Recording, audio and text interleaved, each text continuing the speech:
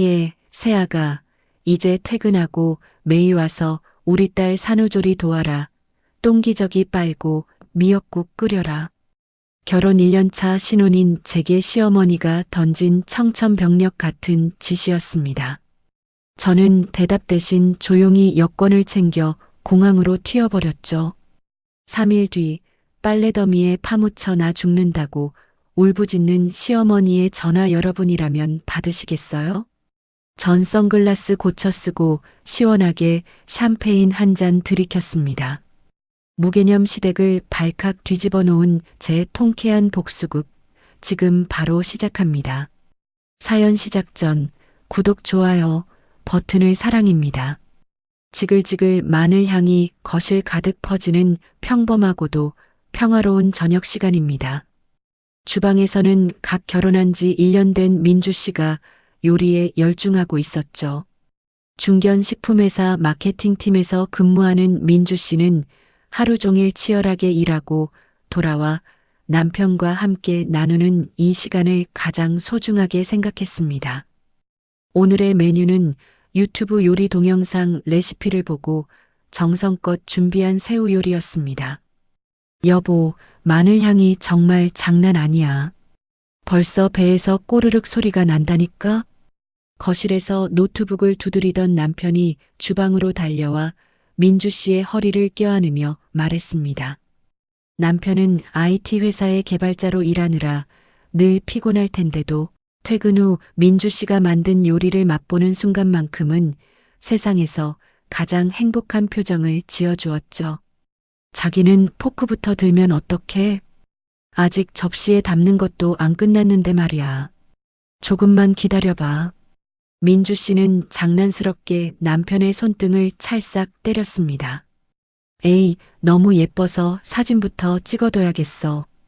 우리 마누라가 요리에 소질 있는 건 알았지만 이건 진짜 파는 것보다 더 비주얼이 좋은걸. 남편은 스마트폰을 꺼내 각도를 잡으며 연신 셔터를 눌러댔습니다. 됐어. 이제 그만 찍고 얼른 앉아.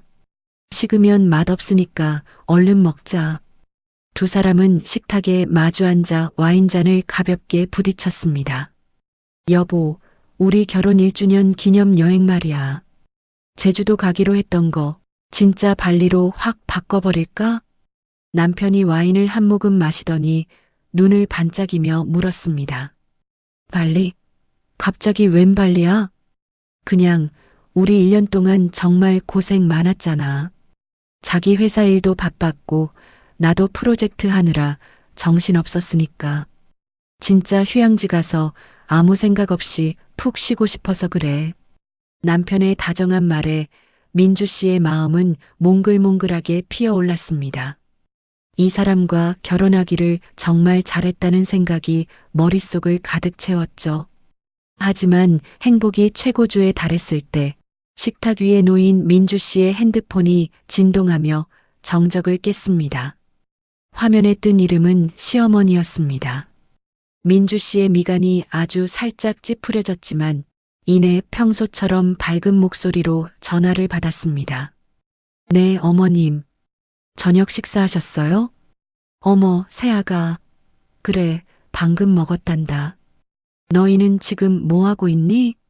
시어머니 봉순 여사의 목소리는 언제나처럼 나긋나긋했습니다. 평소에도 새아가 하며 민주 씨를 아끼는 척했지만 그 다정함 뒤에는 늘 서늘한 요구가 숨어 있다는 것을 민주 씨는 경험으로 알고 있었죠. 저희 지금 남편이랑 감바스 만들어서 와인 한 잔 하고 있었어요. 그래, 우리 아들 밥은 잘 챙겨주고 있는 거지? 일하느라 힘들 텐데 며느리가 신경 좀 써야 한다. 본론으로 들어가기 전에 의례적인 잔소리가 시작되었습니다. 봉순 여사는 겉으로는 친딸처럼 대한다고 말하면서도 늘 은근슬쩍 며느리를 집안일 도우미쯤으로 생각하는 구시대적 사고방식을 드러내곤 했죠. 그럼요, 어머님. 잘 챙겨주고 있으니 걱정 마세요. 그래, 착하다. 아, 참. 너도 알지? 우리 제이가 다음 달에 출산이잖니. 그것 때문에 전화했다. 민주 씨는 직감적으로 가슴 한쪽이 싸늘해지는 기분을 느꼈습니다. 아, 형님 예정일이 벌써 다음 달이네요. 정말 축하드려요, 어머님. 응, 고맙다. 근데 제이가 산후조리원은 답답해서 싫다고 하네. 그래서 그냥 우리 집으로 와서 조리하기로 했다. 아, 네, 형님께서 어머님 댁이 더 편하신가 봐요. 그렇지, 친정이 제일 편하지 않겠니? 근데 내가 무릎도 안 좋고 해서 말이다. 그때 네가 좀 와서 도와줘야 할 거야. 우리 식구끼리 정이 있지 않니? 어려울 때 돕고 살아야지. 도와줘야 할 거야라는 그 한마디가 민주 씨의 귓가에 박혔습니다. 부탁도 아니고 제안도 아닌 마치 당연히 수행해야 할 업무 지시 같은 톤이었죠. 어머님, 제가 도울 수 있는 게 있으면 당연히 도와드려야죠. 민주 씨는 일단 대수롭지 않게 대답하며 전화를 끊었습니다. 하지만 입안에 남은 감바스의 오일 향이 갑자기 비릿하게 느껴지기 시작했습니다. 그때부터 민주 씨의 머릿속에는 신우이 제이 씨와의 불편한 기억들이 주마등처럼 스쳐 지나갔습니다. 신우이 제이 씨는 결혼 전부터 민주 씨에게 묘한 텃세를 부려왔던 인물입니다. 결혼식 당일에도 신부 대기실에 들어와서 한다는 소리가 가관이었죠. 옳게, 이제 우리 엄마 잘 모셔야 해. 내가 시집가서 비운 자리를 옳게가 채워야 하는 거 알지? 나 대신 네가 우리 엄마한테 진짜 딸 노릇해야 한다. 축하한다는 말보다 앞선 그 당부는 민주 씨를 당황하게 만들었습니다. 그뿐만이 아니었습니다. 시댁에 가면 제이 씨의 간섭은 끝이 없었죠. 옳게, 이 찌개는 간이 좀 짠 것 같네. 우리 엄마 요리 실력 따라가려면 아직 멀었나 봐. 아직 서툴러서 그래요, 형님.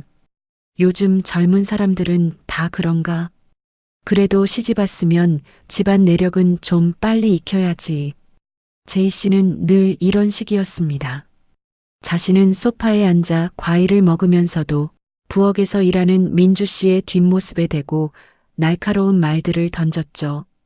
그녀의 남편인 상철 씨는 시댁에 올 때마다 구석에서 핸드폰만 들여다볼 뿐 아내의 무례함을 제지하거나 민주 씨를 돕는 일은 결코 없었습니다. 민주 씨는 이런 상황이 올 때마다 남편에게 속상함을 토로하곤 했습니다. 여보, 형님이 하시는 말씀 가끔 너무 상처가 돼. 내가 자기 집 도우미로 들어온 건 아니잖아. 그럴 때마다 남편은 늘 비슷한 반응을 보였습니다. 여보, 미안해. 우리 누나가 원래 좀 성격이 직선적이라 그래. 아기가 있어서 그런 건 아닐 거야. 자기가 그냥 좀 이해해주면 안 될까? 남편은 나쁜 사람은 아니었지만 가족 간의 갈등을 마주하기보다 피하고 싶어하는 전형적인 회피형이었습니다. 신경 쓰지 마. 자기가 마음 넓게 써줘. 그 말이 민주 씨에게는 오히려 독이 되어 돌아왔습니다. 그날 밤 식사를 마치고 침대에 누운 민주 씨는 쉽사리 잠들 수 없었습니다. 옆에서 들려오는 남편의 고른 숨소리가 야속하게 느껴질 정도였죠. 민주 씨는 어두운 천장을 바라보며 깊은 한숨을 내뱉었습니다. 결혼하면 남편 하나만 보고 살면 된다고들 하던데 왜 남편 뒤에 딸린 식구들은 매번 내 평화의 문을 두드리는 걸까? 시어머니의 목소리와 시누이의 비아냥거리는 말투가 귓가에서 떠나지 않았습니다. 아직은 괜찮아, 민주야. 그냥 가볍게 도와달라는 소리겠지. 설마 무슨 대단한 걸 시키겠어? 민주 씨는 스스로를 다독이며 눈을 감았습니다. 축하 인사 정도로 끝날 일일 거라고 자신이 너무 예민한 것뿐이라고 생각하고 싶었습니다. 하지만 창밖에서 불어오는 바람소리가 왠지 불길한 징조처럼 느껴지는 밤이었습니다. 민주 씨는 몰랐습니다. 방금 전 봉순 여사의 그 전화가 자신의 평온했던 신혼생활을 뒤흔들 거대한 폭풍의 전조였다는 것을 말이죠. 어둠 속에서 민주 씨는 여전히 싸늘하게 가라앉은 가슴을 쓸어내리며 겨우 얕은 잠에 들었습니다. 폭풍 전야의 고요함은 그리 오래가지 않았습니다. 신우이 제이 씨의 출산 예정일이 딱 일주일 앞으로 다가온 어느 평범한 저녁이었죠. 민주 씨는 퇴근 후 남편과 소파에 앉아 모처럼의 여유를 즐기고 있었습니다. 그 평화를 깨뜨린 건 다시 한번 울려 퍼진 시어머니 봉순 여사의 전화벨 소리였습니다. 민주 씨는 침을 꿀꺽 삼키며 전화를 받았죠. 네, 어머님. 응, 민주냐? 다름이 아니라 이제 제이 나올 날이 다 돼서 말이다. 내가 미리 일러둘 게 있어서 전화했다. 봉순 여사의 목소리는 지난번과는 사뭇 달랐습니다.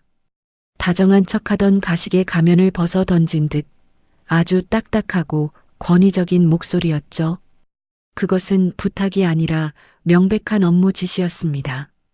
민주야, 잘 들어라. 다음 주부터는 퇴근하면 곧장 우리 집으로 오너라.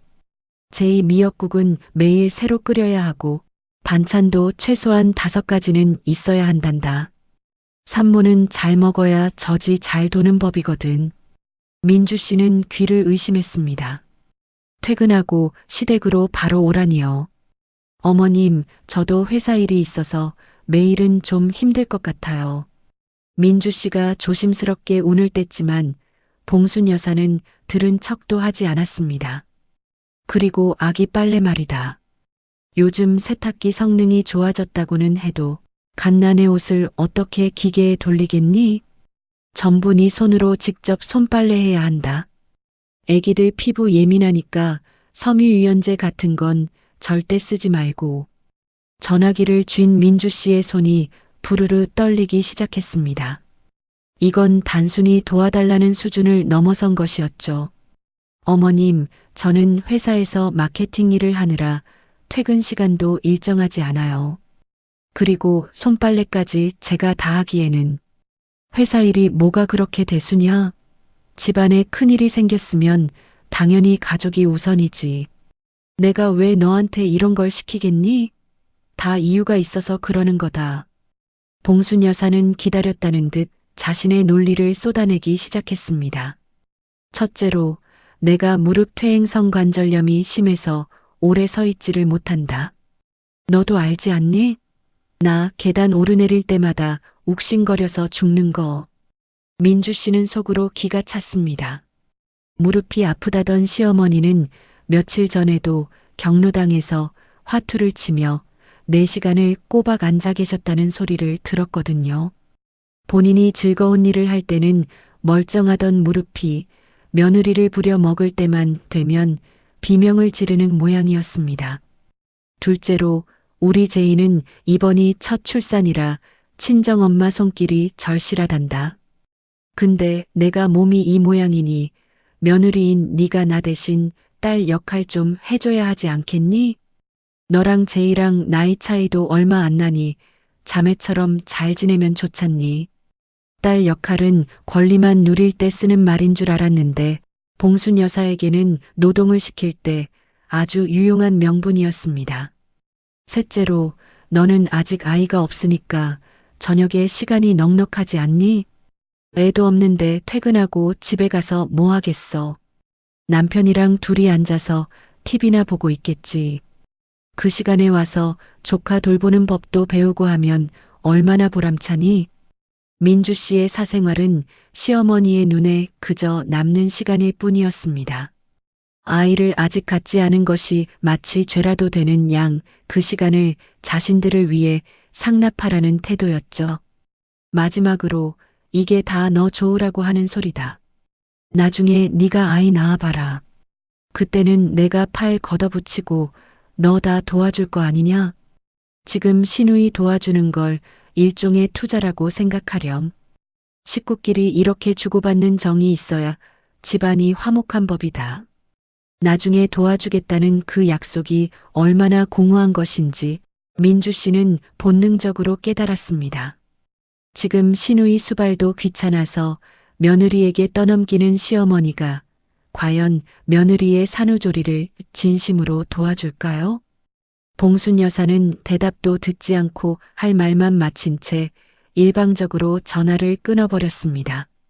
전화기가 끊기자마자 이번에는 단톡방이 시끄럽게 울려댔습니다. 시댁 식구들이 모여있는 단톡방이었습니다. 시누이 제이씨가 보낸 메시지들이 줄줄이 올라오고 있었죠. 올케, 엄마한테 얘기 들었지? 나 산후조리 음식은 무조건 한식 위주로 부탁해. 미역국은 꼭 한우 소고기 넣어서 진하게 끓여주고, 내가 호박죽이랑 가자미 식혜도 좋아하니까 그것도 좀 준비해줘.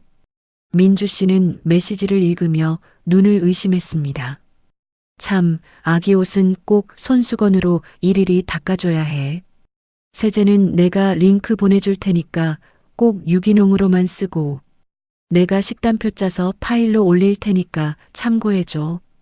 뒤이어 산후조리 식단표라는 제목의 엑셀 파일이 업로드되었습니다.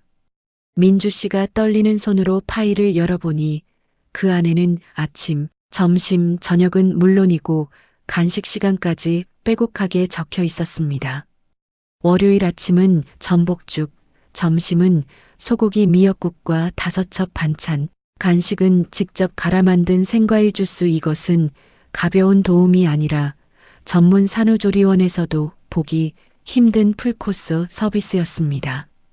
이 모든 것을 퇴근 후에 혼자서 다 해내라는 것이었죠. 민주 씨는 도저히 참을 수 없어 옆에 있던 남편에게 핸드폰을 내밀었습니다. 여보, 이것 좀 봐. 어머님이랑 형님이 나한테 요구하는 거 말이야. 이게 지금 말이 된다고 생각해? 남편은 미간을 찌푸리며 화면을 들여다보았습니다. 한참을 내려다보던 남편이 곤란한 듯 헛기침을 하며 입을 열었죠. 누나가 좀 과하게 준비하긴 했네. 엑셀 파일까지 만들 줄은 몰랐어. 그게 문제가 아니잖아. 나보고 퇴근하고 매일 가서 저걸 다 하라는 건데 당신은 내가 파출부로 보여? 민주 씨의 날 선 목소리에 남편은 몸을 움츠렸습니다. 에이, 무슨 말을 그렇게 해. 우리 엄마가 진짜 무릎이 안 좋긴 하잖아. 누나도 친정엄마 믿고 온다는데 엄마가 못 움직이시니까 자기가 조금만 희생해주면 안 될까? 조금? 이게 조금이야? 그냥 좀 도와줘. 한 달이면 다 끝나잖아. 가족끼리 너무 따지지 말고 좋게 좋게 생각하자. 응? 남편의 입에서 나온 한 달이면 끝나잖아라는 말은 민주 씨의 가슴에 대못을 박았습니다. 매일 퇴근 후 시댁으로 달려가 밤늦도록 수발을 들고 집에 돌아오면 자정이 다 될 그 지옥 같은 한 달을 남편은 너무나 가볍게 여기고 있었죠. 남편조차 자신의 편이 아니라는 사실에 민주 씨는 형언할 수 없는 서글픔과 분노가 치밀어 올랐습니다. 분노가 머리끝까지 차오르자 오히려 주변이 고요해지는 기분이 들었습니다. 민주 씨는 더 이상 남편과 말싸움을 하지 않았습니다. 그저 거실 소파에 홀로 앉아 핸드폰을 멍하니 내려다보았죠. 시댁 단톡방에 가득한 시누이의 명령조 메시지, 시어머니의 일방적인 통보, 그리고 남편의 방관. 이 모든 것들이 하나의 문장으로 합쳐져 민주 씨의 귓가에 울렸습니다. 너는 이 집안의 일꾼일 뿐이야. 그 순간 민주 씨의 눈에서 흔들리던 빛이 사라졌습니다. 슬픔도 억울함도 사라진 자리에는 오직 차갑고 단단한 결심만이 남았죠. 민주 씨는 자리에서 일어나 침실 서랍을 열었습니다. 그리고 깊숙이 넣어두었던 여권을 꺼냈습니다. 노트북을 켠 민주 씨의 손가락이 바쁘게 움직이기 시작했습니다. 항공권 예약 사이트에 접속하는 그녀의 눈동자에는 일말의 망설임도 없었죠. 모니터에서 뿜어져 나오는 푸른 빛이 민주 씨의 창백한 얼굴을 비추었습니다. 내 신호는 내가 지킨다. 낮게 읊조리는 그녀의 목소리는 서늘할 정도로 단호했습니다. 민주 씨는 결제 버튼을 누르며 생각했습니다. 당신들이 나를 가족이 아닌 일꾼으로 대한다면 나 또한 당신들이 정해준 그 자리에서 기꺼이 벗어나 주겠다고 말이죠. 민주 씨의 입가에 아주 희미한 하지만 섬뜩한 미소가 번졌습니다. 폭풍은 이제 막 시작되려 하고 있었습니다. 인생에 큰 풍랑이 닥쳤을 때 어떤 이는 소리를 지르고 어떤 이는 주저앉아 눈물을 흘립니다. 하지만 민주 씨는 달랐습니다. 그녀는 울지도 남편과 진을 빼며 싸우지도 않았죠. 대신 그녀는 아주 차갑고 예리한 메스를 든 외과 의사처럼 행동하기 시작했습니다. 자신의 인생에서 암세포처럼 자라나는 불필요한 강요를 정밀하게 도려내기로 결심한 것이죠. 민주 씨는 신우이의 출산 예정일을 확인하고는 조용히 회사 시스템에 접속했습니다. 그동안 결혼 1주년 기념 여행을 위해 아껴두었던 연차 5일을 꺼내들었죠. 주말 2번을 합치니 총 9일이라는 황금 같은 연휴가 만들어졌습니다. 팀장님, 저 다음 주에 연차 좀 쓰려고 하는데 괜찮을까요? 민주 씨는 조심스럽게 팀장님께 다가갔습니다. 결혼한 지 꽤 된 기혼 여성인 팀장님은 민주 씨의 서류를 보더니 시원하게 웃었죠. 어머, 벌써 1주년이야? 시간 참 빠르네. 당연히 다녀와야지. 신혼 때 안 놀면 평생 못 놀아. 걱정 말고 푹 쉬다 와.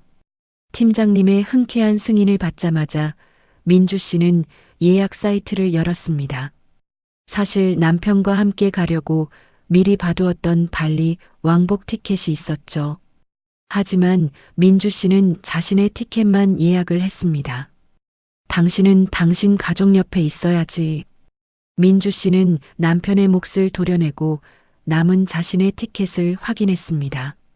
그리고 숙소도 다시 알아봤습니다. 둘이 머물려던 방 대신 바다가 한눈에 내려다 보이는 1인 오션뷰 스위트룸으로 말입니다. 치밀한 준비를 마친 민주 씨는 퇴근 후 단짝 친구인 수빈 씨를 만났습니다. 대학 동기이자 10년 지기인 수빈 씨는 누구보다 민주 씨의 속사정을 잘 아는 든든한 아군이었죠. 야, 이게 지금 실화야? 진짜 제정신이 아니네. 수빈 씨는 카페 테이블이 울릴 정도로 아이스 아메리카노 잔을 내려놓으며 소리를 높였습니다. 그 시어머니는 너를 뭘로 보는 거야? 공짜 파출부? 아니면 돈 안 드는 산후도우미? 네가 그 집 며느리지 무슨 종년이냐고. 수빈 씨의 화끈한 반응에 민주 씨는 오히려 덤덤하게 미소를 지었습니다. 그리고 신우이는 더 웃겨. 자기 남편은 장식이야? 그리고 남편은 뭐 하는데? 자기 마누라가 애 낳는데 왜 남의 마누라를 부려먹어? 글쎄, 그냥 옆에서 핸드폰만 보고 있겠지 뭐. 참나, 기가 막혀서 정말. 그래서 너 진짜로 갈 거야? 수빈 씨가 걱정스러운 눈빛으로 묻자 민주 씨는 가방에서 여권을 꺼내 보였습니다. 그래서 나 여행 간다. 발리로. 수빈 씨의 눈이 동그래지더니 이내 박수를 치며 환호했습니다. 와, 이민주, 너 진짜 결혼하더니 확 컸다. 그래, 그렇게 해야지. 당연하지. 수빈 씨는 민주 씨의 계획을 듣더니 주먹을 불끈 쥐었습니다. 걱정 마. 네가 없는 동안 시댁에서 난리 나면 내가 다 막아줄게. 나한테 연락 오면 내가 출장 가서 연락 두절이라고 딱 잡아떼 줄 테니까. 너는 그냥 가서 샴페인이나 마시고 와. 친구의 든든한 지지를 등에 업고 민주 씨는 집으로 돌아왔습니다. 드디어 결전의 전날 밤이 밝았죠. 거실에는 이미 짐이 다 싸진 커다란 캐리어가 놓여 있었습니다. 퇴근하고 돌아온 남편은 캐리어를 보더니 눈이 휘둥그레졌습니다. 여보, 이 짐은 다 뭐야? 누가 오는 거야? 아니면 당신 어디가? 민주 씨는 침대에 걸터앉아 아주 차분하고 낮은 목소리로 남편을 바라보았습니다. 여보, 어머님이 신우이 산후조리 도와주라고 하셨잖아. 나 그거 안 할 거야. 그래? 갑자기 왜? 남편은 당황해서 말까지 더듬었습니다.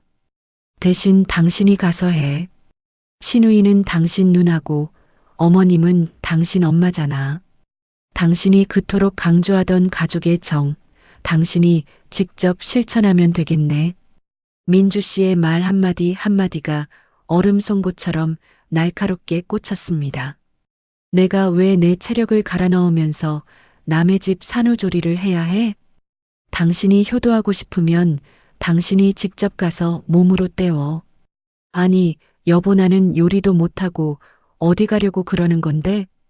남편은 떨리는 손으로 캐리어를 가리켰습니다. 민주 씨는 말없이 스마트폰 화면을 켜서 비행기 티켓을 보여주었습니다. 나 내일 발리 가. 9일 동안 안 올 거야. 당신은 그 시간 동안 시댁 가서 누나 미역국도 끓여드리고 빨래도 해드려. 아들이 직접 가서 하면 어머님이 얼마나 좋아하시겠어? 남편은 벼락이라도 맞은 표정으로 티켓 화면을 쳐다보았습니다. 야, 내가 무슨 요리를 한다고 그래, 나 미역국도 못 끓이는 거 알잖아. 남편의 찌질한 변명에 민주 씨는 조용히 비웃음을 섞어 대답했습니다. 그래, 그걸 왜 나한테 시키는 건데? 나도 신우이 미역국 끓여본 적 없어. 당신은 피를 나눈 동생이니까 누나가 뭘 좋아하는지 나보다 더 잘 알 거 아냐? 그래도 엄마가 자기를 찾을 텐데. 못하겠으면 당신이 돈 써서 산후도우미 고용해. 그 비용은 알아서 내야 하는 거고. 왜 그 고통과 비용이 당연하게 내 몫이 되는 거야? 나 더 이상 말하기 싫어. 나 내일 새벽 비행기니까 이제 그만 잘게. 민주 씨는 더 이상 대꾸하지 않고 그대로 이불을 머리 끝까지 뒤집어 썼습니다. 남편은 한참 동안 거실에 서서 어쩔 줄 몰라 하더니 결국 힘없는 발걸음으로 소파에 털썩 주저앉았죠. 이윽고 새벽 4시가 되었습니다. 알람 소리에 눈을 뜬 민주 씨는 소리 없이 일어나 세수를 했습니다. 거실에는 남편이 소파에 웅크린 채 잠들어 있었죠. 민주 씨는 캐리어를 끌고 현관문으로 향했습니다. 문을 열기 전 잠든 남편의 모습을 마지막으로 한번 돌아보았습니다. 미안하다고? 아니, 전혀. 민주 씨는 속으로 차갑게 속삭였습니다. 내 인생에서 가장 잘한 선택이야. 현관문을 닫는 띠리릭 소리와 함께 민주 씨는 어두운 복도로 나섰습니다. 택시를 타고 공항으로 향하는 길, 창밖으로 보이는 서울의 새벽은 아직 차갑고 어두웠습니다. 하지만 민주 씨의 마음은 그 어느 때보다 밝게 타오르고 있었죠. 공항에 도착해 출국장을 지나는 순간 민주 씨의 얼굴에는 비로소 눈부신 미소가 피어올랐습니다. 면세점에 들러 화사한 선크림과 비치웨어를 고르는 그녀의 발걸음은 깃털처럼 가벼웠습니다. 자, 이제 시작이야.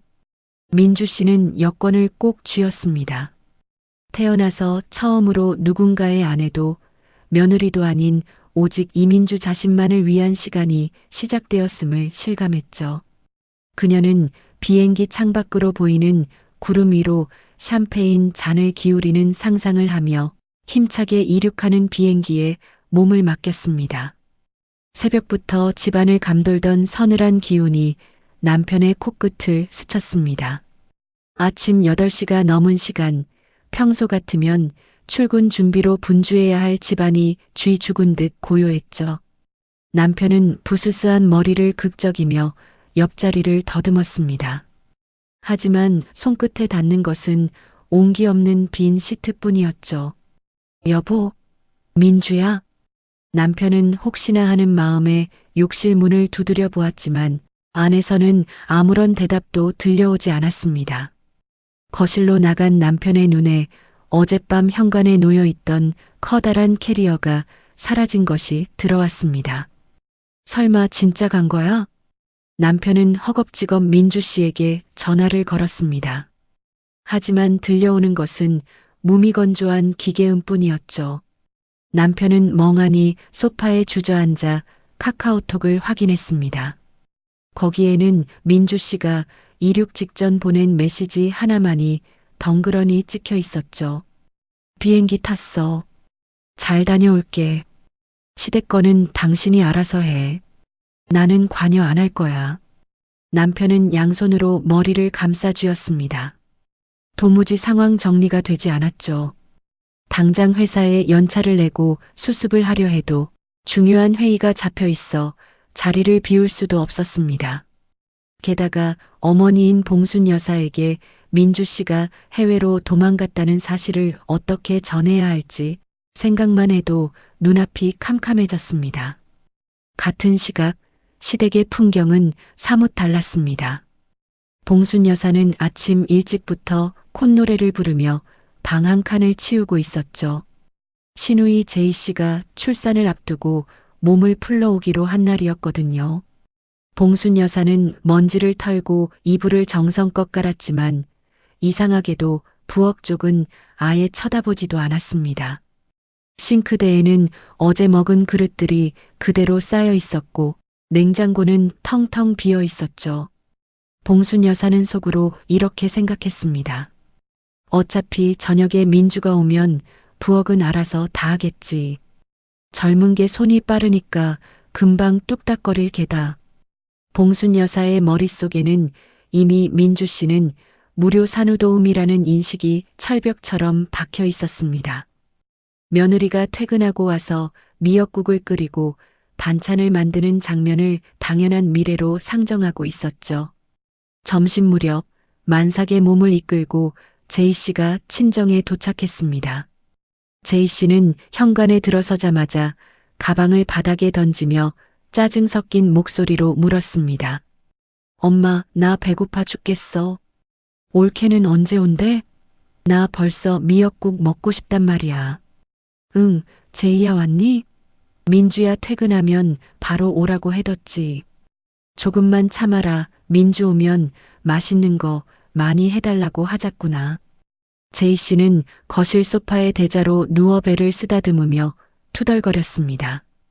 올케는 센스가 없어도 너무 없어. 내가 온다고 했으면 오늘 같은 날은 연차라도 내고 미리 와 있어야 하는 거 아니야? 자기 형님이 애 낳으러 왔다는데 참나. 오후가 되자 더 이상 소식을 숨길 수 없게 된 남편이 떨리는 손으로 봉순 여사에게 전화를 걸었습니다. 엄마. 남편의 기어들어가는 목소리에 봉순 여사가 밝게 응답했습니다. 그래, 아들아. 민주는 언제쯤 온다니? 제이가 배고프다고 난리다. 저 엄마 민주가 여행 갔어. 전화기 너머로 잠시 정적이 흘렀습니다. 여행? 그게 무슨 소리냐? 이 평일에 어디를 가? 발리. 갔어. 아침 비행기로 떠났대. 뭐? 발리. 봉순 여사의 날카로운 비명이 수화기를 뚫고 거실 전체에 울려 퍼졌습니다. 옆에 있던 제이 씨도 깜짝 놀라 몸을 일으켰죠. 이게 지금 며느리가 할 짓이야. 시누이가 애 낳으러 친정에 왔는데 어디를 감히 해외로 도망을 가. 그것도 산후조리 도와주기로 해놓고. 봉순 여사는 뒷목을 잡으며 소리를 질러댔습니다. 하지만 남편은 민주 씨가 떠나기 전 했던 차가운 말들을 떠올리고 있었죠. 시누이는 당신 누나고 어머님은 당신 엄마야. 그 말이 틀린 구석 하나 없다는 생각이 남편의 머릿속을 스쳤습니다. 왜 누나의 산후조리가 내 아내의 몫이어야 했던 거지? 남편의 마음속에서 아주 작은 의문이 싹트기 시작했습니다. 하지만 노발대발하는 어머니의 기세에 눌려 그 생각을 입 밖으로 꺼낼 용기는 아직 없었죠. 옆에서 모든 내용을 전해 들은 제이 씨는 얼굴이 불그락푸르락 달아올랐습니다. 엄마, 저 올케 진짜 미친 거 아니야? 내가 처세를 낳는데 어떻게 이럴 수가 있어? 시집 와서 시누이 산후조리 하나 못 해줘? 우리 집안에 시집 온 게 대체 뭔데? 제이 씨의 논리는 봉순 여사와 판에 박은 듯 똑같았습니다. 며느리는 들어오는 순간부터 이 집안의 일원이자 봉사자가 되어야 한다는 것, 그것이 그녀들이 믿는 유일한 진리였죠. 이 난리통 속에서도 제이 씨의 남편은 그저 구석 소파에 앉아 핸드폰 게임에만 열중하고 있었습니다. 봉순 여사가 답답한 마음에 소리를 쳤습니다. 민철아, 너는 마누라가 저렇게 화가 났는데 뭐 안 도와줄 거야? 민철 씨는 그제야 고개를 들며 어리바리한 표정으로 대답했습니다. 아, 네. 장모님, 제가 뭘 하면 될까요? 설거지라도 접을까요? 민철 씨는 말만 저렇게 할 뿐, 실제로 몸을 움직여 무언가를 돕는 전력은 전혀 되지 못하는 무기력한 인간이었습니다. 결국 며느리라는 구세주가 사라진 것을 깨달은 봉순 여사는 오판을 인정하기보다 오기를 부리기 시작했습니다. 됐다. 내가 하고 말지. 하루 이틀이면 정신 차리고 빌면서 돌아올 게다. 어디 감히 어른 말을 무시하고 가? 봉순 여사는 욱신거리는 무릎을 이끌고 부엌으로 향했습니다. 큰 소리는 쳤지만 막상 요리를 시작하려니 앞이 막막했죠. 오랜만에 미역을 불리고 소고기를 볶는 과정이 여간 고된 게 아니었습니다. 10분만 서 있어도 무릎에 전기가 오듯 통증이 밀려왔죠. 간신히 차려낸 첫 식사, 제이 씨는 미역국을 한 모금 마시더니 미간을 확 찌푸렸습니다. 엄마, 국이 왜 이렇게 짜? 나 산모야. 산모가 짠 거 먹으면 몸 붓는 거 몰라? 그리고 밥은 왜 이렇게 된 밥이야? 나 소화 안 된단 말이야. 봉순 여사는 땀범벅이 된 얼굴로 딸의 불평을 들어야 했습니다. 제이야, 엄마가 오랜만에 해서 조절을 좀 못했나 보다. 이해해라. 이해는 무슨. 엄마 나 부으면 책임질 거야? 아, 진짜 옳게 있었으면 이런 일 없었잖아. 봉순 여사의 얼굴이 화끈거렸습니다. 무릎은 아파 죽겠는데 딸은 고맙다는 말 한마디 없이 짜증만 내고 있었죠. 첫날부터 평화롭던 시댁은 흔들리기 시작했습니다. 하지만 봉순 여사는 여전히 자존심을 굽히지 않았습니다. 내가 못할 게 뭐 있어. 내일은 오늘보다 더 잘하면 되지. 봉순 여사는 속으로 민주 씨가 돌아올 때까지만 버티자며 이를 악물었지만 부엌 바닥에 흩어진 쌀알들과 산더미 같은 설거지거리는 그녀의 마음을 점점 무겁게 짓누르고 있었습니다. 폭발한 폭탄의 파편들이 시댁 구석구석을 엉망으로 만들고 있었습니다. 비행기 문이 열리자마자 훅 끼쳐오는 따뜻한 남국의 바람은 민주 씨를 제일 먼저 반겨주었습니다. 공항을 빠져나온 민주 씨는 미리 예약해둔 리조트 픽업 차량에 몸을 실었죠. 창밖으로 스쳐 지나가는 이국적인 풍경을 보며 그녀는 비로소 자신이 자유의 몸이 되었음을 실감했습니다. 리조트에 도착해 체크인을 마치고 들어선 오션뷰 스위트룸은 그야말로 천국이었습니다. 테라스 너머로 끝없이 펼쳐진 에메랄드빛 바다가 민주 씨의 시야를 가득 채웠죠. 민주 씨는 짐을 풀기도 전에 가장 화려한 수영복으로 갈아입고 곧장 수영장으로 향했습니다. 풀사이드 바에 자리를 잡은 그녀는 시원한 코코넛 주스 한 잔을 주문했죠. 선베드에 비스듬히 누워 선글라스를 고쳐 쓴 민주 씨는 문득 주머니 속에 핸드폰을 꺼냈습니다. 비행기 모드를 해제하자마자 기다렸다는 듯 알림음이 폭풍처럼 쏟아졌죠. 남편에게서 온 부재중 전화가 무려 12통이었습니다. 봉순 여사에게서 온 부재중 전화도 3통이나 찍혀 있었죠. 가장 압권인 것은 시댁 단톡방이었습니다. 무려 47개의 읽지 않은 메시지가 빨간 숫자로 민주 씨를 비웃듯 떠 있었죠. 민주 씨는 그 메시지들을 단 하나도 읽지 않았습니다. 내용을 확인하지 않아도 어떤 비난과 아우성이 가득할지 뻔히 보였으니까요. 민주 씨는 차분한 손길로 카카오톡 프로필 설정을 열었습니다. 그리고 상태 메시지를 아주 정성스럽게 수정했죠. 휴가 중. 긴급 연락은 회사로. 시댁 관련 문의는 남편에게. 상태 메시지를 변경한 민주 씨는 미련 없이 다시 핸드폰을 비행기 모드로 돌려버렸습니다. 같은 시각 시댁 거실에서는 경악에 찬 비명이 터져 나왔습니다. 예, 제이야. 이것 좀 봐라. 이게 지금 며느리가 제정신으로 올린 거냐? 봉순 여사가 부들부들 떨리는 손으로 자신의 핸드폰 화면을 제이 씨에게 내밀었습니다. 프로필에 떡하니 적힌 시댁 문의는 남편에게라는 문구를 본 제이 씨는 뒷목을 잡았죠. 엄마, 올케 진짜 독하다, 독해. 우리가 단톡방에 그렇게 난리를 쳤는데 읽지도 않고 저런 걸 올려? 나 지금 혈압 올라서 애 나올 것 같아. 두 모녀가 거실에서 씩씩거리며 민주 씨를 욕하고 있을 때 정작 민주 씨는 발리의 붉은 노을을 바라보며 저녁 식사를 준비하고 있었습니다. 해변이 보이는 리조트 레스토랑에서 랍스터와 새우가 가득 담긴 시푸드 플래터를 주문했죠. 식사가 나오자 민주 씨는 절친 수빈 씨에게 영상 통화를 걸었습니다. 야, 이민주, 너 진짜 대박이다. 화면 속 수빈 씨는 배경으로 보이는 발리의 바다를 보며 소리를 질렀습니다. 거기 진짜 미쳤다. 세상에 그 랍스터 좀 봐. 나도 당장 비행기 타고 날아가고 싶어. 수빈아, 진짜 너무 좋아. 여기는 파도 소리밖에 안 들려. 민주 씨가 우아하게 와인 한 잔을 들이켜며 대답했습니다. 야, 근데 너네 시댁은 지금 초상집 분위기라던데? 하나도 안 궁금해? 응, 전혀. 거기서 무슨 난리를 치든 내 알 바 아니야.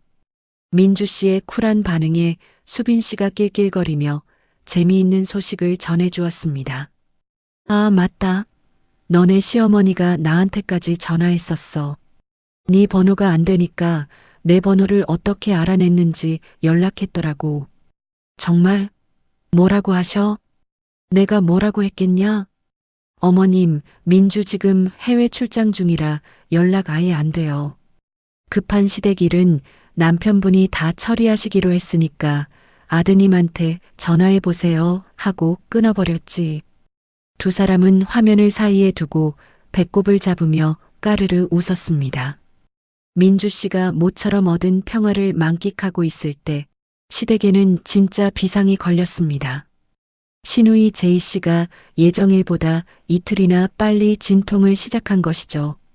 아이고 엄마, 배 아파. 애 나올 것 같아. 제이 씨의 비명에 봉순 여사는 사색이 되어 짐을 챙겼습니다. 남편 민철 씨는 회사에서 연락을 받고 한참 뒤에야 허둥지둥 병원으로 나타났죠.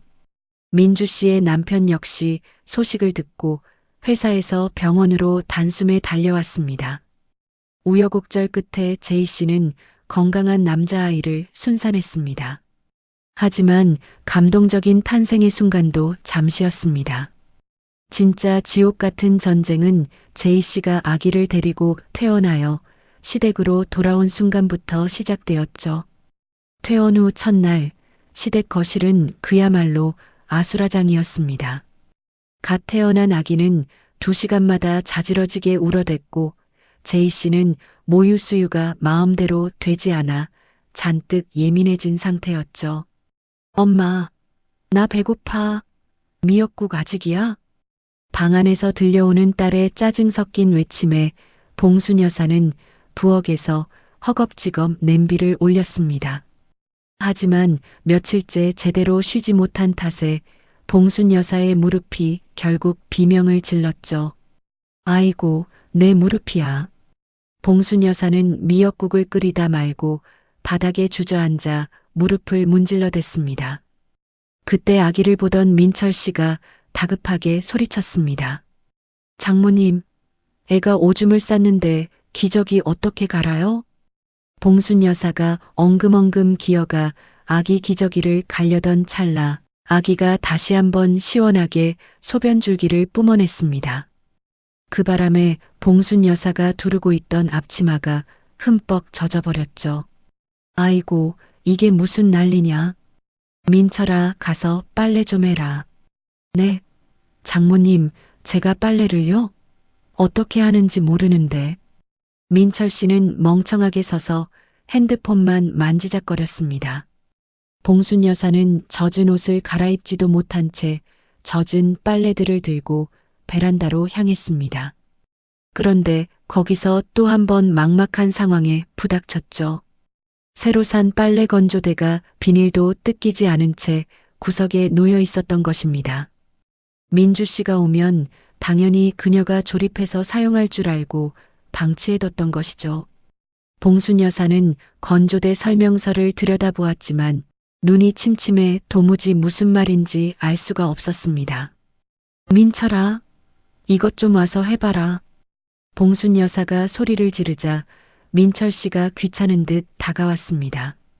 아, 장모님, 제가 뭘 도와드릴까요? 그냥 여기 두시면 안 될까요? 결국 봉순 여사는 폭발하고 말았습니다. 넌 가만히 있어. 도움도 안 되는 놈이 입만 살아서. 봉순 여사는 민철 씨를 구석으로 밀쳐내고 젖은 빨래들을 소파 등받이에 대충 걸어두었습니다. 둘째 날이 밝았을 때 봉순 여사의 상태는 처참하기 그지없었습니다. 제이 씨가 밤중 수유를 할 때마다 어머니를 깨워 아기를 안으라고 시키는 바람에 한숨도 자지 못했죠. 무릎은 코끼리 다리처럼 부어올랐고 손목은 시큰거려 숟가락조차 들기 힘들었습니다. 게다가 딸을 위해 정성껏 끓였다는 미역국은 깜빡 조는 사이에 새카맣게 타버리고 말았죠. 집안 여기저기에는 쉰내가 나는 아기 옷과 속삭에 가재 수건들이 산더미처럼 쌓여갔습니다. 제이 씨가 사용하는 산후 패드와 젖은 옷들까지 뒤섞여 거실은 그야말로 쓰레기장과 다름없었죠. 봉순 여사는 거울 속에 비친 자신의 초췌한 얼굴을 보며 한숨을 내쉬었습니다. 머리는 떡이 졌고 눈밑은 퀭하게 파여 있었죠. 당장이라도 민주 씨에게 전화를 걸어 살려달라고 빌고 싶은 마음이 굴뚝 같았습니다. 하지만 시어머니로서의 자존심이 그녀의 발목을 잡았습니다. 아니야, 내가 내 딸 하나 못 돌보겠어? 며느리 없어도 다 할 수 있다는 걸 보여줘야지. 봉순 여사는 이를 악물고 다시 주방으로 향했습니다. 하지만 그녀의 떨리는 손과 굽어버린 허리는 이미 한계에 다다르고 있었죠. 지옥 같은 시댁의 시간은 민주 씨가 마시는 달콤한 샴페인의 거품보다 훨씬 빠르게 타들어가고 있었습니다. 시댁의 3일째 아침은 그야말로 참혹함 그 자체였습니다. 현관문을 열자마자 코를 찌르는 것은 향긋한 아기 냄새가 아니라 축축하게 젖어 쉰내가 진동하는 빨래 냄새와 음식물 쓰레기 악취였죠. 거실 전체는 이미 사람이 앉을 공간이 아니라 빨래 더미가 점령한 지 오래였습니다. 아기 옷부터 시작해서 속삭에, 가재 수건, 거기에 제이 씨가 입고 벗어 던진 실내복과 땀에 젖은 이불 커버까지 산처럼 쌓여 있었죠. 빨래 건조대는 진작에 용량을 초과해 휘어져 있었고 마르지 않은 옷가지들은 소파 등받이와 식탁 의자 위까지 점령하고 있었습니다. 햇볕도 들지 않는 실내에서 억지로 널어놓은 빨래들은 마르기는커녕 쿰쿰한 쉰내만 내뿜으며 거실을 거대한 빨래 감옥으로 만들고 있었죠. 부엌 상황은 더 가관이었습니다. 싱크대에는 며칠째 씻지 않은 그릇들이 설거지통을 넘어 조리대까지 넘쳐 흐르고 있었죠. 미역국을 끓였던 커다란 냄비는 바닥이 새카맣게 눌어붙은 채 방치되어 있었고 전기밥솥 안에는 누렇게 변해버린 밥이 쉬기 시작해 역한 냄새를 풍기고 있었습니다. 냉장고 문을 열 때마다 반찬 냄새가 거실까지 뿜어져 나왔고 현관 앞에는 기저귀와 온갖 쓰레기가 담긴 비닐봉지들이 산처럼 쌓여발 디딜 틈조차 없었죠. 그 아수라장의 한가운데에서 신우이 제이 씨의 폭발음이 터져 나왔습니다. 제이 씨는 극심한 수면 부족과 산후 우울감이 겹쳐 이미 이성을 잃은 상태였죠. 아기가 조금만 울어도 같이 소리를 지르며 울다가 봉순 여사가 가져다 주는 미역국을 한 숟갈 뜨더니 그대로 식탁 위에 숟가락을 던져버렸습니다. 엄마, 진짜 미쳤어? 이게 미역국이야, 소금물이야? 나 산모라고 몇 번을 말해. 이걸 먹으라고 가져온 거야? 제이 씨의 날카로운 목소리가 쑥대밭이 된 거실을 울렸습니다. 제이야, 엄마가 지금 무릎이 너무 아파서 간을 잘 못 봤나 보다. 조금만 참아라. 봉순 여사가 초췌한 얼굴로 손목을 문지르며 달래보았지만 제이 씨의 분노는 멈추지 않았습니다. 참긴 뭘 참아. 옳게 있었으면 이런 일 없었을 거 아냐. 그 똑 부러지는 애를 엄마가 왜 제대로 못 잡아서 이 난리를 만들어? 엄마가 올케를 휘어잡아 놨어야 내가 대접을 받을 거 아냐.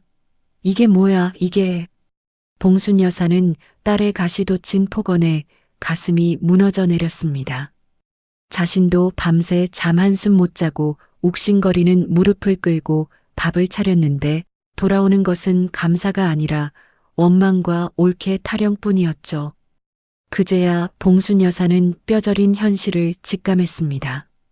자신이 호기롭게 감당할 수 있을 거라 믿었던 이 모든 일이 사실은 며느리라는 희생양 없이는 단 하루도 지탱될 수 없는 모래성 같은 것이었음을 말이죠.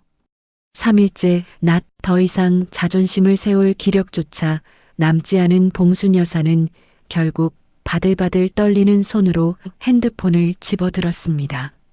마침 발리의 따뜻한 햇살 아래서 잠시 비행기 모드를 풀고 메시지를 확인하던 민주 씨의 화면에 시어머니의 전화가 걸려왔죠. 민주 씨가 전화를 받자마자 스피커폰 너머로 봉순 여사의 처절한 절규가 쏟아졌습니다. 민주야, 민주야, 나 좀 살려다오. 나 죽는다. 진짜 죽겠어. 봉순 여사의 목소리는 예전에 기고만장하던 기세는 온데간데 없고 물기 어린 울음소리로 가득했습니다. 어머님? 목소리가 왜 그러세요? 집이 난리가 났어. 빨래는 산더미처럼 쌓여서 냄새가 나고 제이는 울고불고 아기는 자지러지는데 나는 무릎이 나가서 일어서지도 못하겠다. 제발 제발 민주야. 너 지금 어디냐? 딱 한 번만 와서 나 좀 도와주면 안 되겠니? 내가 잘못했다. 응. 내가 생각이 짧았어. 이 장면은 그야말로 이번 사건의 하이라이트였습니다. 발리 리조트의 프라이빗 비치, 눈부시게 하얀 선베드 위에 우아하게 누워있는 민주 씨의 모습은 시댁의 지옥과 극명하게 대비되었죠. 민주 씨는 옆에 놓인 선크림을 팔에 펴바르며 선글라스를 살짝 올렸습니다. 그녀의 눈앞에는 눈 시리게 푸른 바다가 펼쳐져 있었고 귀에는 파도 소리와 함께 시어머니의 비참한 애원이 들려오고 있었죠. 민주 씨는 아주 차분하고 또렷한 목소리로 입을 열었습니다. 어머님, 죄송한데요. 저 결혼한 지 이제 겨우 1년 된 신참이잖아요.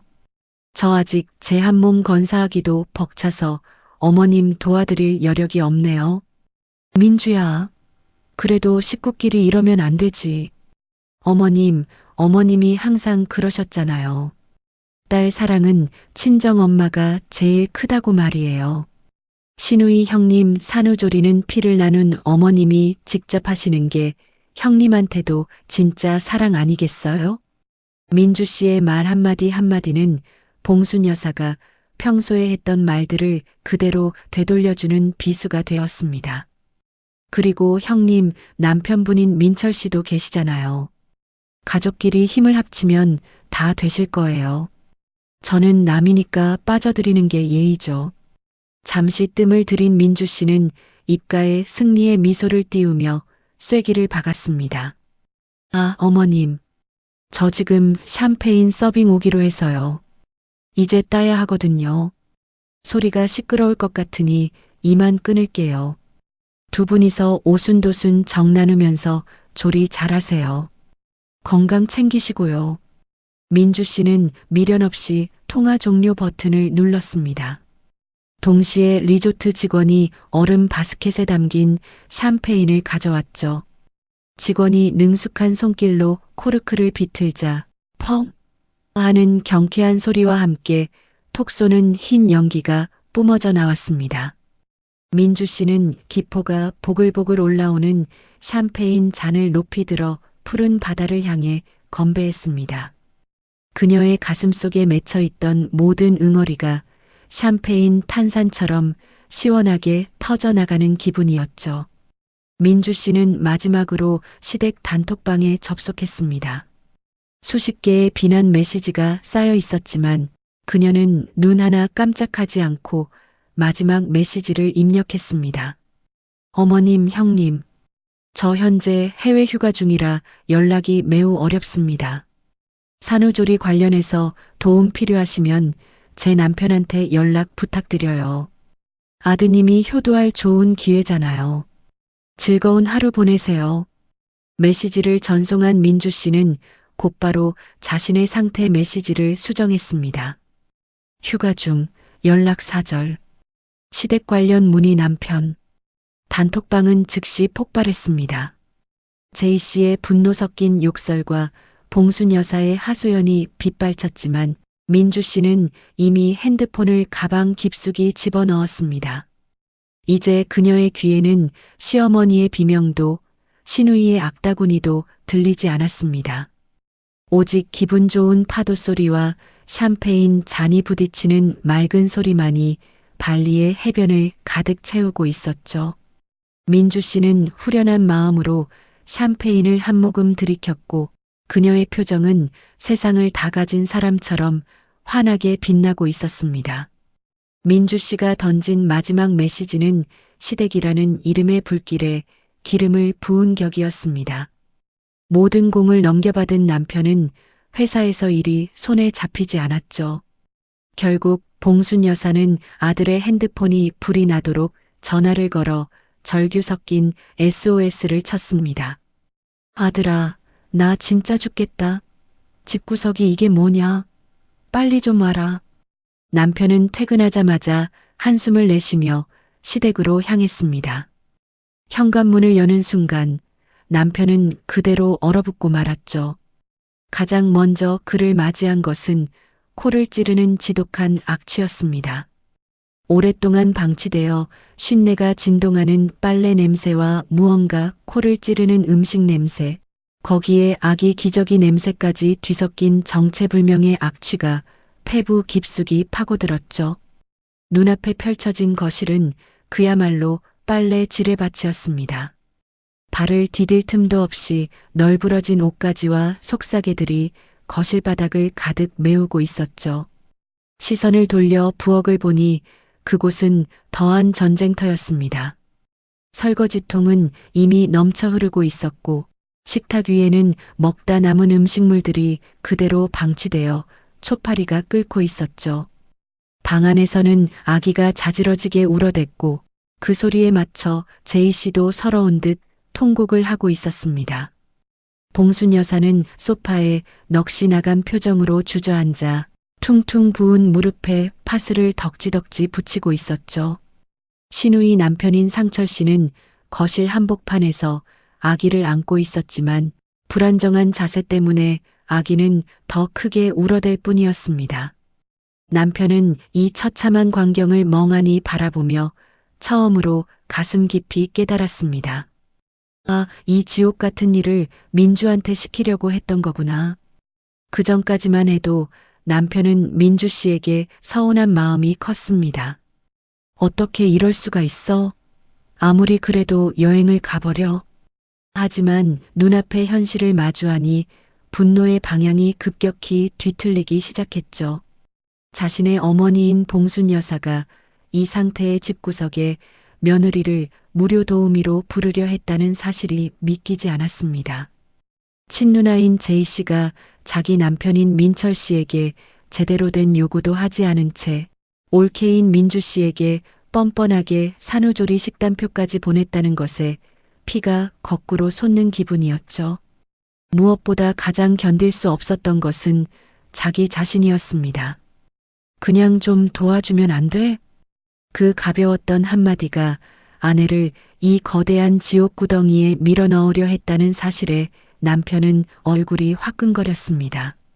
남편은 말없이 양복 상의를 벗어 던지고 소매를 걷어붙였습니다. 일단 산더미처럼 쌓인 설거지부터 시작했죠. 눌어붙은 미역국 냄비를 수세미로 벅벅 문지르며 그는 유튜브로 미역국 끓이는 법을 검색했습니다. 내가 해볼게. 어머님은 좀 쉬세요. 남편은 서툰 솜씨로 미역을 불리고 소고기를 볶았습니다. 세탁기를 돌리고 젖은 빨래들을 다시 넣는 과정은 끝이 없었죠. 단 몇 시간 동안 직접 몸을 움직였을 뿐인데 허리가 끊어질 듯 아파왔습니다. 그는 이 단순해 보이는 가사 노동이 얼마나 고되고 숭고한 무게를 지니고 있는지 뼈저리게 체감했습니다. 한밤중이 되어서야 겨우 집안이 조금 정돈되었습니다.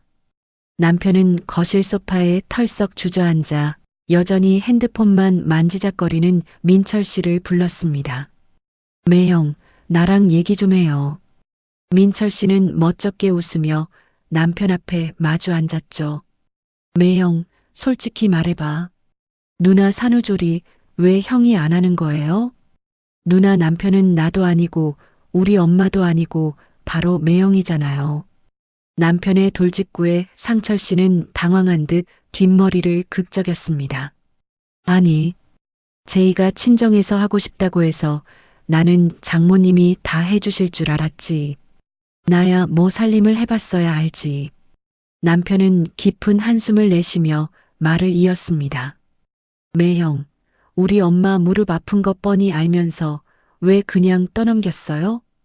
그리고 우리 집사람한테는 왜 그랬어? 민주는 형 마누라도 아니고 누나 친구도 아니야. 왜 남의 아내가 매형 아이 산후조리를 해야 하는 건데? 민철 씨는 처음으로 전곡을 찔린 듯 아무 대답도 하지 못하고 고개를 숙였습니다. 우리 다 잘못한 거야. 당연한 걸 당연하지 않게 생각한 거 진짜 비겁한 짓이야. 남편의 단호한 말에 민철 씨의 어깨가 움찔거렸습니다. 폭풍 같은 시간이 지나고 모두가 잠든 새벽, 남편은 지친 몸을 이끌고 차가운 방 바닥에 앉았습니다. 그리고 조용히 핸드폰을 꺼내 민주 씨에게 카카오톡을 보냈죠. 그녀가 이 메시지를 읽을지 아니면 아예 차단했을지도 모를 일이었지만 그는 써야만 했습니다. 민주야, 나 지금 엄마 집에 와봤어. 당신이 왜 그렇게 떠났는지 이제야 알겠어. 미안해. 정말 미안해. 이런 지옥 같은 곳에 당신을 밀어넣으려 했다니 내가 정말 미쳤었나 봐. 미안하다는 말로 다 안 되겠지만 진심으로 사과할게. 남편은 떨리는 손가락으로 한 글자씩 진심을 꾹꾹 눌러 담았습니다. 여행은 즐겁게 잘하고 와. 여기는 내가 어떻게든 책임지고 해볼게. 그런데 미역국 끓이는 게 진짜 보통 일이 아니더라. 나 이거 하나도 제대로 못하면서 당신한테 하라고 했다니 정말 창피해. 많이 보고 싶고 사랑해. 전송 버튼을 누르는 남편의 눈시울이 붉어졌습니다. 같은 시간 발리 리조트의 푹신한 침대에 누워있던 민주 씨는 핸드폰 알림에 눈을 떴습니다. 잠결에 확인한 메시지 창에는 남편의 긴 참회록이 떠 있었죠. 민주 씨의 표정이 아주 살짝 부드러워졌지만 그녀는 답장을 하지 않았습니다. 아직은 아니야. 민주 씨는 다시 핸드폰을 엎어놓고 눈을 감았습니다. 남편이 말뿐이 아니라 진짜 행동으로 이 상황을 어떻게 해결해 나가는지 지켜볼 필요가 있었으니까요. 다음 날 아침 남편은 일어나자마자 회사에 전화를 걸어 3일간의 연차를 신청했습니다. 그리고 어젯밤 미리 알아봐 두었던 전문 산후도우미 업체에 연락을 했죠.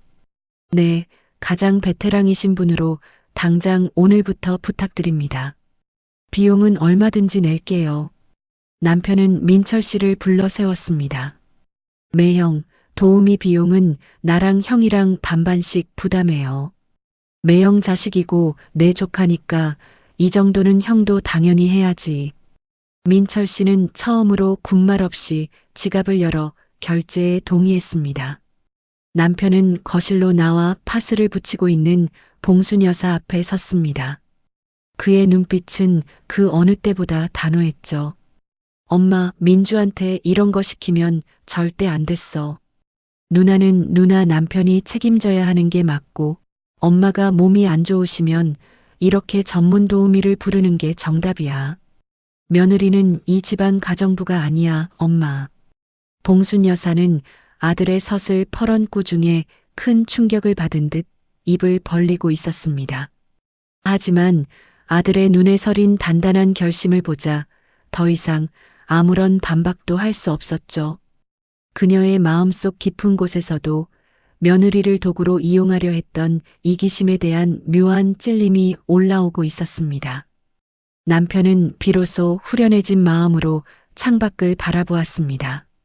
민주 씨가 돌아왔을 때 이전과는 완전히 다른 남편이 되어 있겠노라. 그는 다짐하고 또 다짐했습니다. 여행의 마지막 밤이 깊어갑니다. 민주 씨는 리조트 루프탑 바에 앉아 차가운 칵테일 잔을 매만지며 밤하늘을 수놓은 별들을 바라보았습니다. 9일간의 이 시간은 그녀에게 단순한 휴식이나 도피가 아니었죠. 그것은 흐릿해졌던 나라는 사람의 가치를 다시 한번 선명하게 확인하는 귀한 시간이었습니다. 그녀는 칵테일 한 모금을 머금으며 조용히 생각에 잠겼습니다. 나는 누구의 며느리이기 전에, 누구의 아내이기 전에 오직 나 자신이야. 내 소중한 시간과 에너지, 그리고 감정은 그 누구도 아닌 내가 먼저 쓸 권리가 있어. 그걸 가족이라는 이름으로 당연하게 빼앗으려는 사람들에게는 아무리 가까운 사이라도 당당하게 아니라고 말할 수 있어야 해.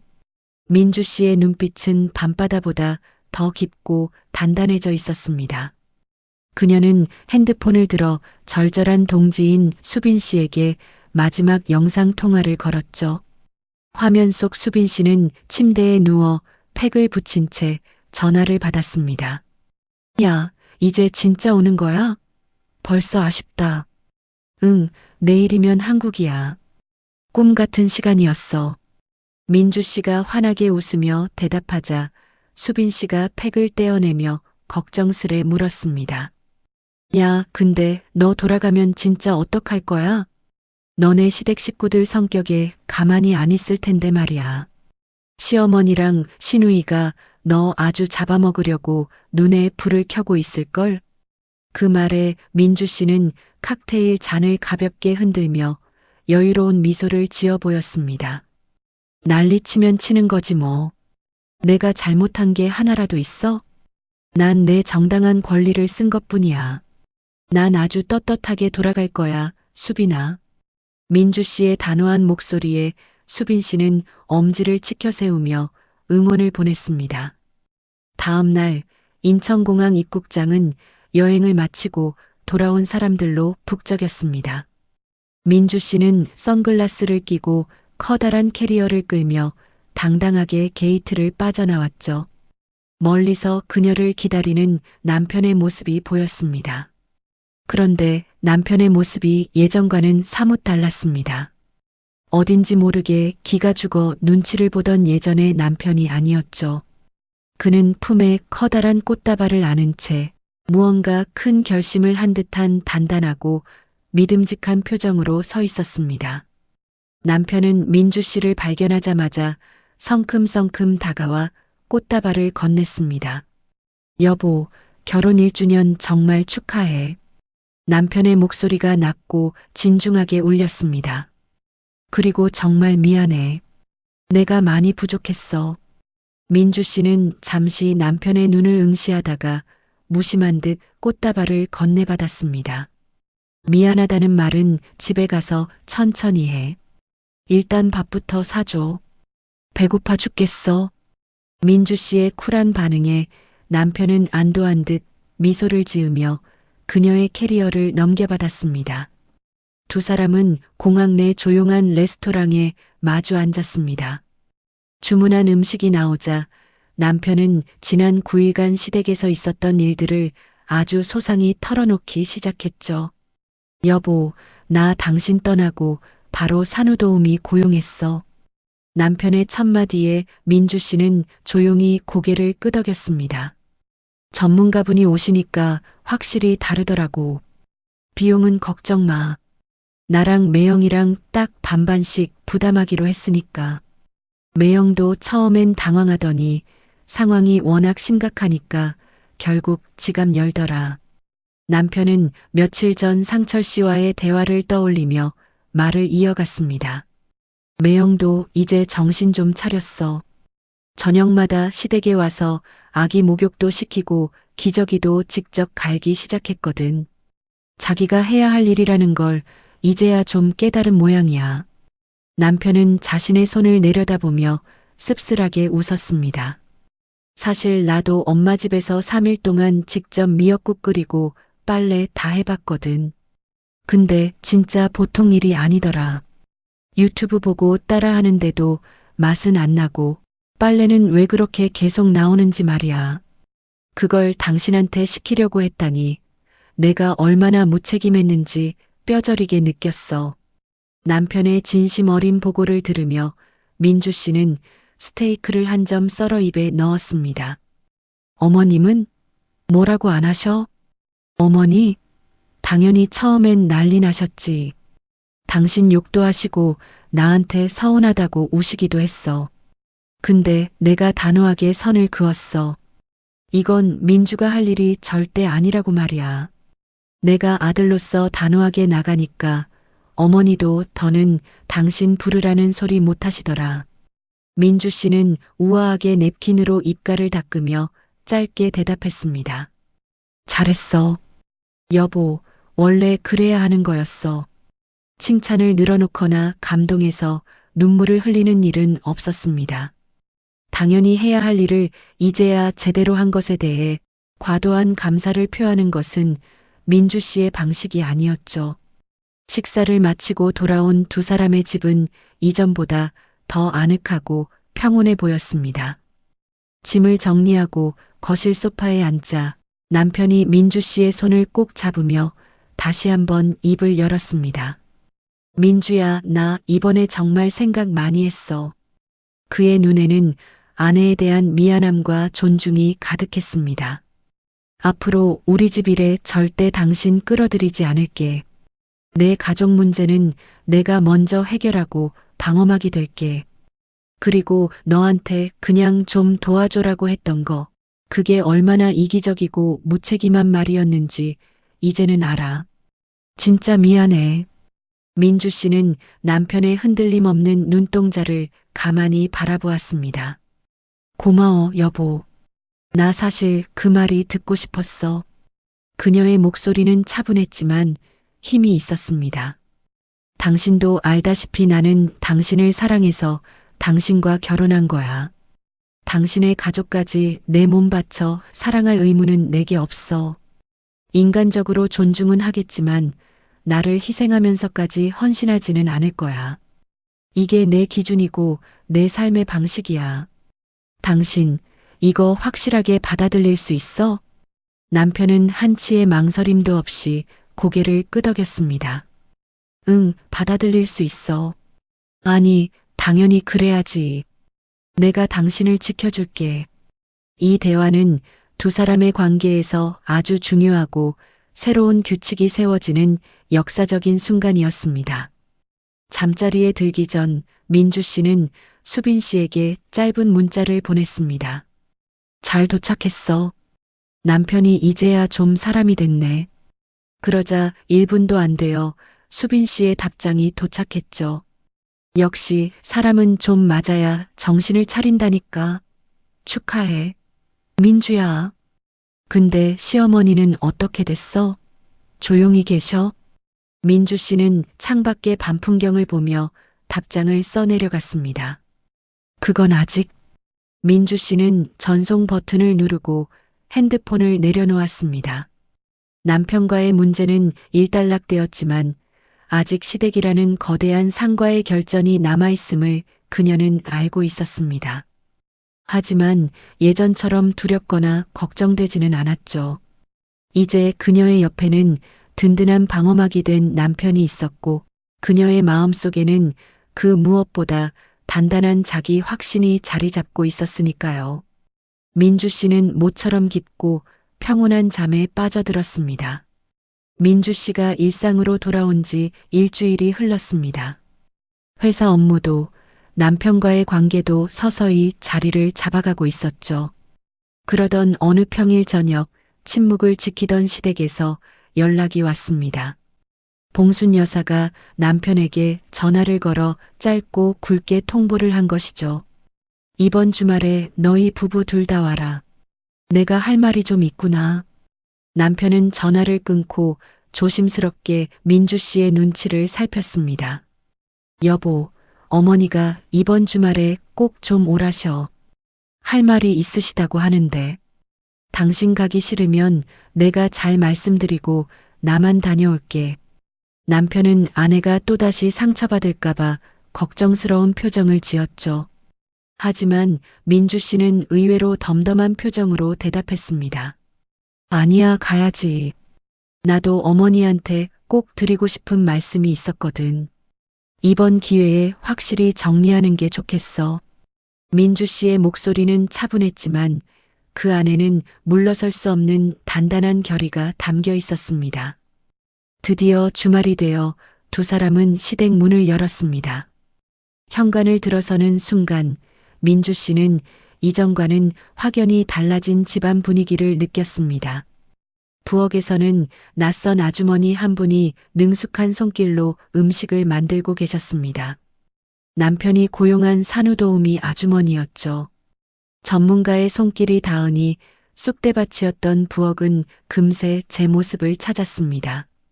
거실로 들어서니 늘 소파에 누워 명령만 하던 제이 씨가 제법 산후조리가 된 얼굴로 앉아 있었습니다.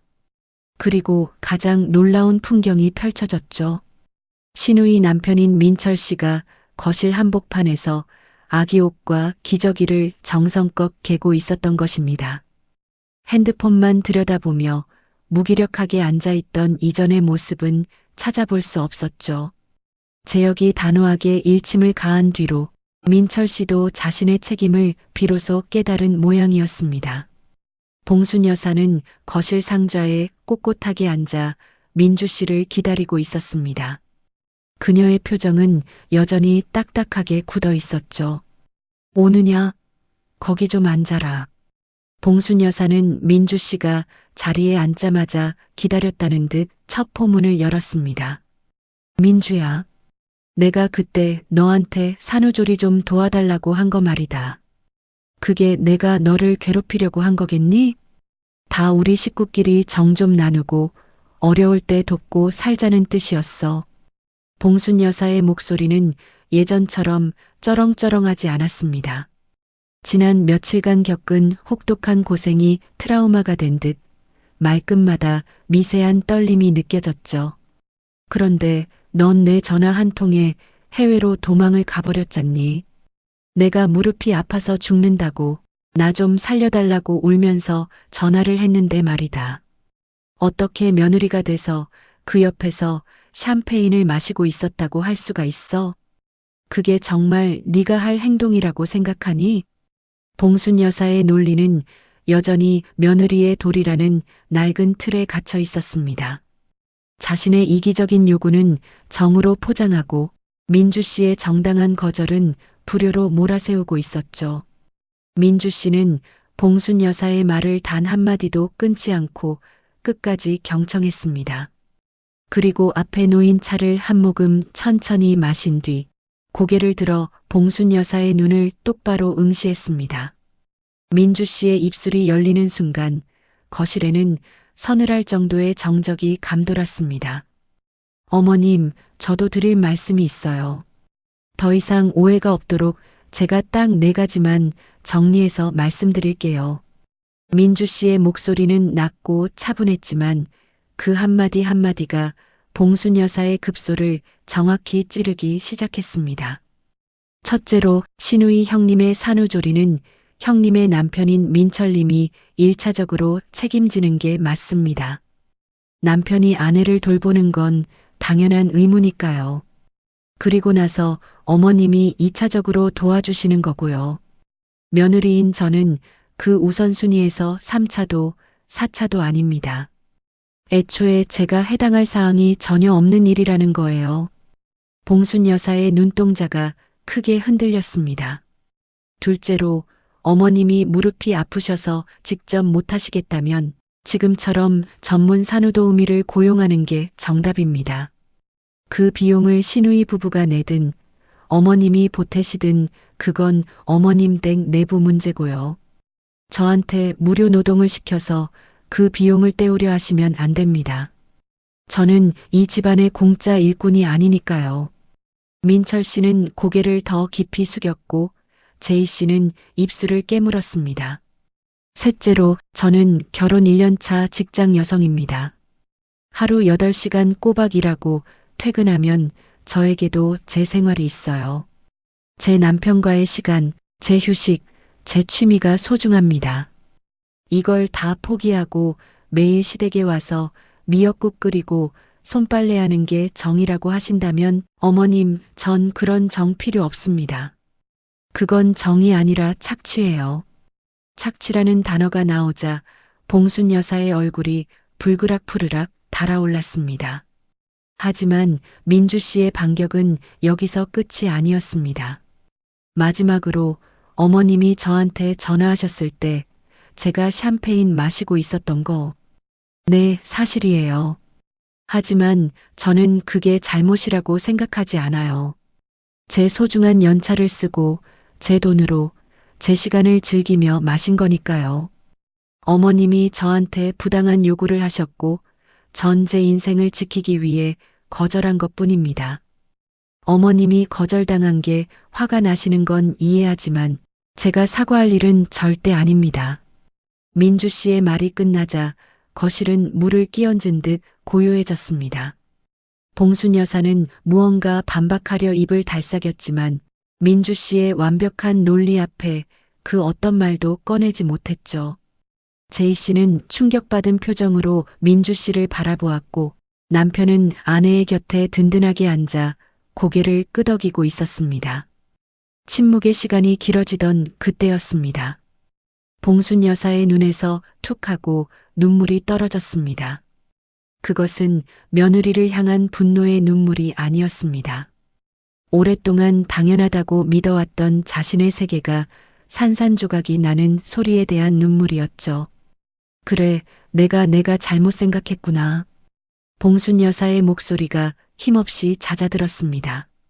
민주야, 내가 너를 너무 쉽게 생각했어. 너도 누군가의 귀한 딸이고 네 인생이 있는 사람인데 말이다. 나는 그저 내 딸 힘든 것만 보이고 내 무릎 아픈 것만 생각나서 그걸 다 너한테 떠넘기면 된다고 생각했어. 정말 미안하다.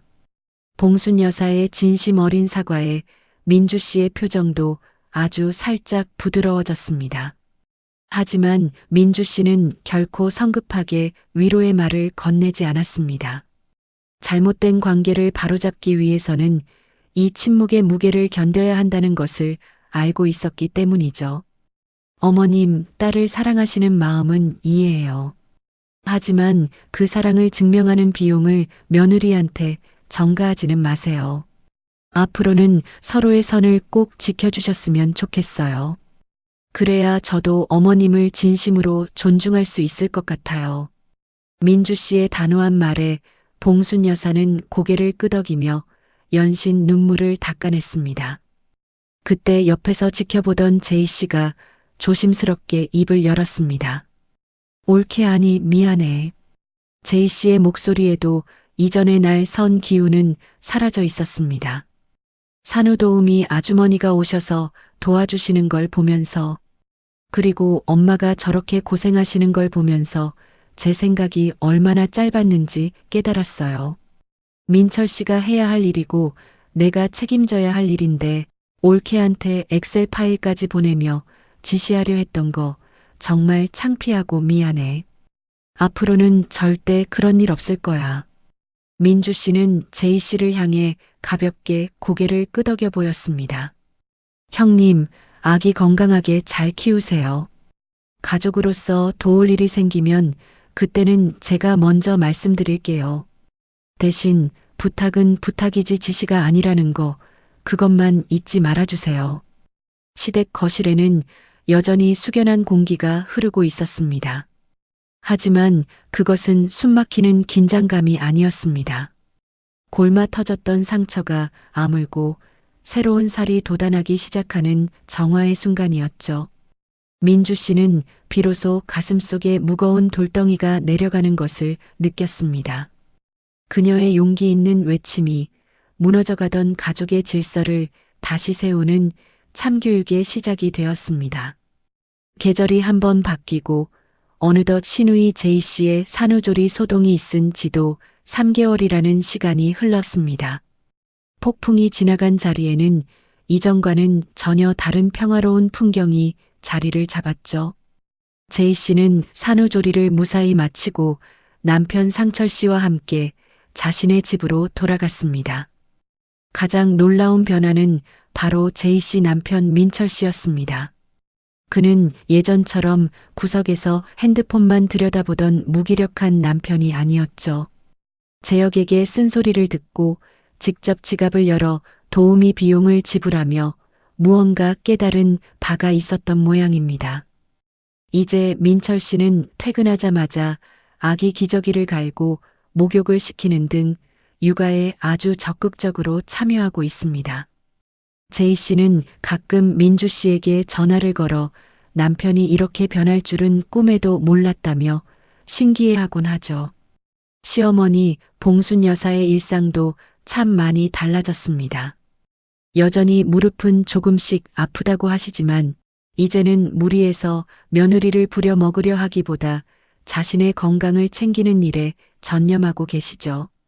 민주 씨에게 수시로 전화를 걸어 나와서 이것 해라, 저것 해라 하던 일방적인 명령은 완전히 자취를 감추었습니다.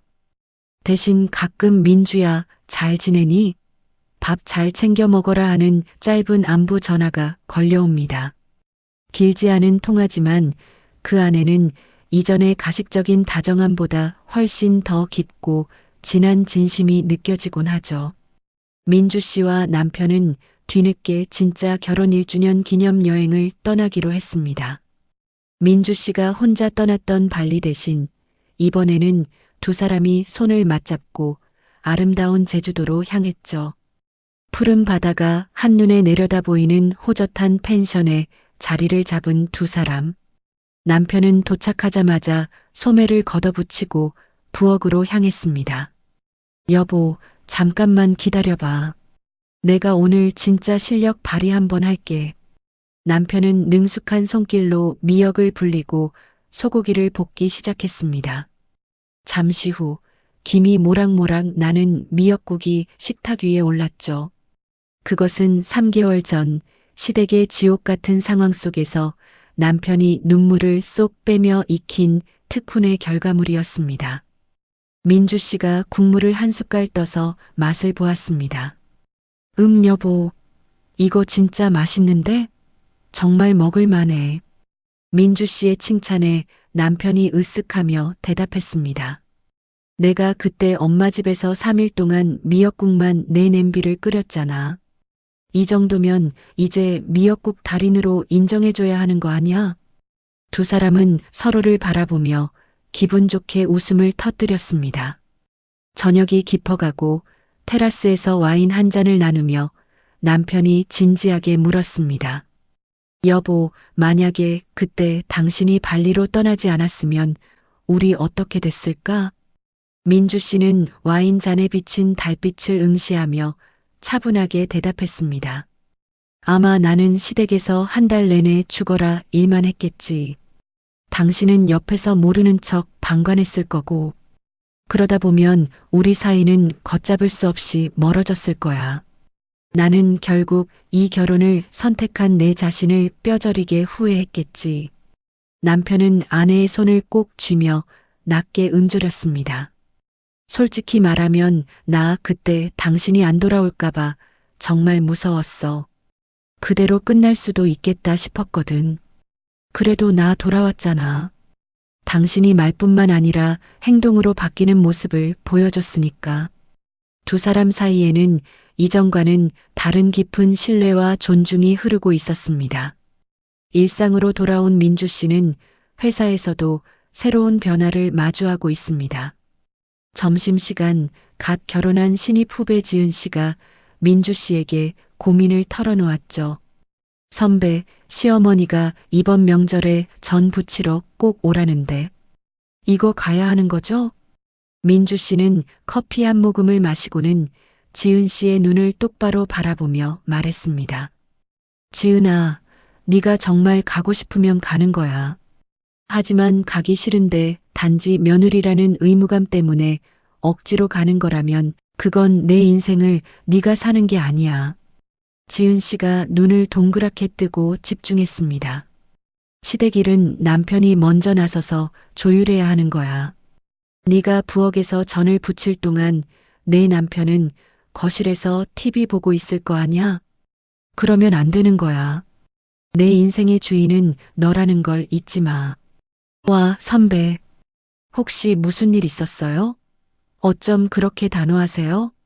지은 씨의 질문에 민주 씨는 그저 싱긋 웃어 보였습니다. 긴 이야기야. 나중에 따로 시간 내서 밥 사줄 테니까 천천히 들어볼래? 민주 씨는 자신의 경험이 한 사람의 복수로 끝나지 않고 주변의 여성들에게 긍정적인 용기를 주고 있다는 사실에 작게 뿌듯함을 느꼈습니다. 시댁 가족 단톡방의 풍경도 180도 달라졌습니다. 이전에는 봉순 여사의 지시와 제이 씨의 요구로 가득해 알림만 울려도 가슴이 철렁 내려앉았었죠. 하지만 지금은 아주 건강한 거리감이 유지되고 있습니다. 봉순 여사는 오늘 무릎 병원 잘 다녀왔다며 자신의 건강 소식을 공유하고 제이 씨는 우리 아기가 처음으로 뒤집기를 했다며 귀여운 사진을 올립니다. 민철 씨는 육아 선배가 된 듯 유용한 아기용품 링크를 공유하며 존재감을 드러내죠. 남편은 엄마 건강 잘 챙기세요 하며 적절하게 안부를 묻고 민주 씨는 아기 사진에 아이고 너무 귀엽네요 정도의 짧고 깔끔한 반응을 보냅니다. 누구도 과도하게 희생하지 않고 누구도 무리한 요구를 하지 않는 이 적절한 균형.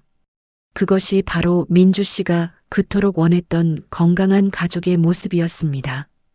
평화로운 주말 오후 민주 씨는 베란다 의자에 앉아 향긋한 커피 한 잔을 즐기며 창밖을 바라보았습니다. 따사로운 햇살이 거실 깊숙이 스며드는 기분 좋은 날입니다. 거실에서는 남편이 휘파람을 불며 로봇 청소기를 돌리고 잘 마른 빨래를 정성껏 개고 있었습니다. 이제 집안일은 당연히 함께하는 것이라는 인식이 완전히 자리를 잡았죠. 민주 씨는 한결 가벼워진 마음으로 마지막 독백을 내까렸습니다. 결혼은 두 사람이 만나서 새로운 삶을 꾸리는 거지. 결코 두 가문이 합쳐져 한 사람을 희생시키는 계약이 아니야.